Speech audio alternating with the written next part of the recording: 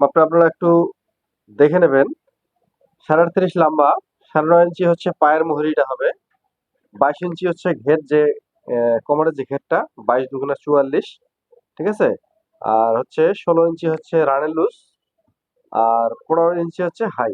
তা আপনারা পর্যায়ক্রমে আমি আবারও মাপটা আপনাদেরকে লিখে দেখাবো, ঠিক আছে। তা ভিডিওটা সম্পূর্ণ দেখুন, অবশ্যই এই সহজ কাজটা শিখতে পারবেন।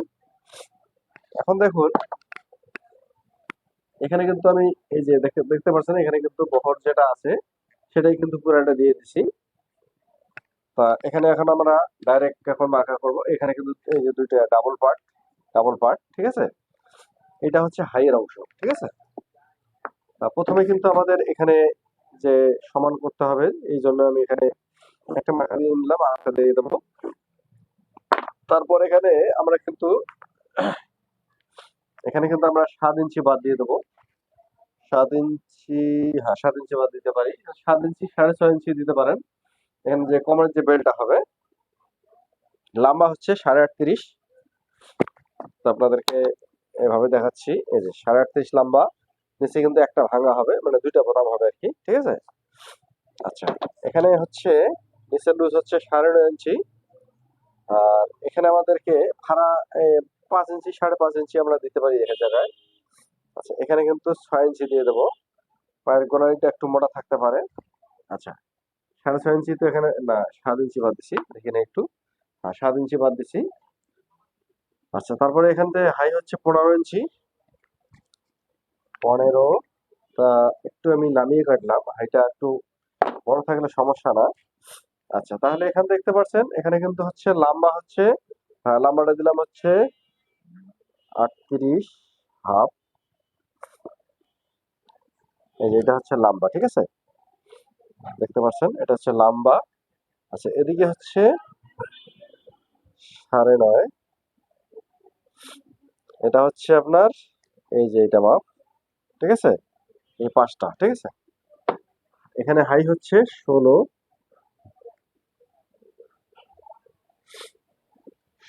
ঠিক আছে।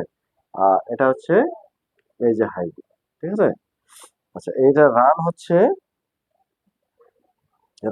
আপনার, এটা হচ্ছে 16 ইঞ্চি, ঠিক আছে। এই যে 16,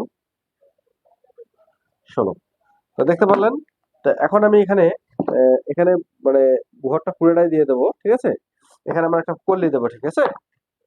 তা এখান থেকে আমি মার্জিনটা এভাবে নিলাম, তারপর এখান থেকে এভাবে, এখানে দেখতে পাচ্ছেন আমার বহরটা যা আছে কাপড়ের তাই দিয়ে দিলাম, 16 ইঞ্চি হয়ে গেছে।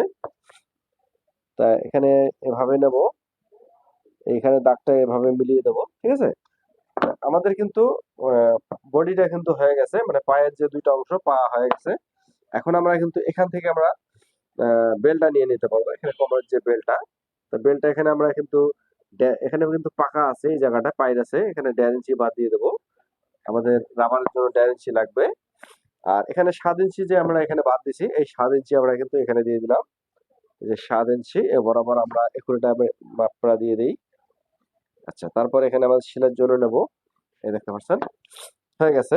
আর এখানে যে বেলটা বলছিলাম যে 22 ইঞ্চি, ঠিক আছে, 22 ইঞ্চি হচ্ছে এটাই, 22 ইঞ্চি মানে 11×22, এটাকে চার চার মানে 4 দিয়ে গুণ দিলে আপনাদের 44 ইঞ্চি আসতেছে, ঠিক আছে। এই যে এটা হচ্ছে একুরেট মাপ, এটা হচ্ছে সেলাইয়ের জন্য। অবশ্যই আপনারা বুঝতে পারছেন, আর না বুঝলে অবশ্যই আপনারা কমেন্টে লিখবেন আপনাদের যা বলার হয়, ঠিক আছে। তা দেখতে পাচ্ছেন, এখনো কিন্তু আমি এখানে বাড়তি কোনো মার্কার দিলাম না, এখানে আমরা কিন্তু বাড়তিটা কেটে নেবো এখন, ঠিক আছে। তা চলুন এখন আমরা কেটে ফেলি। এই কাজটা করা খুবই সহজ, এটা কিন্তু আপনাদের এমন কিছু মাপজোখের কোনো কঠিন কোনো ঝামেলা নাই। এই যে আমরা কিন্তু এটা বাড়তি কিন্তু কেটে নিছি, কেন সেলাইয়ের জন্য আমাদের বাড়তি লাগবে ভাঙার জন্য, সেই অনুযায়ী কিন্তু আমরা কিন্তু এখানে নিয়ে নিছি। দেখেন এখানেও কিন্তু এভাবে কেটে ফেললাম, দেখতে পারলেন। এই যে আমাদের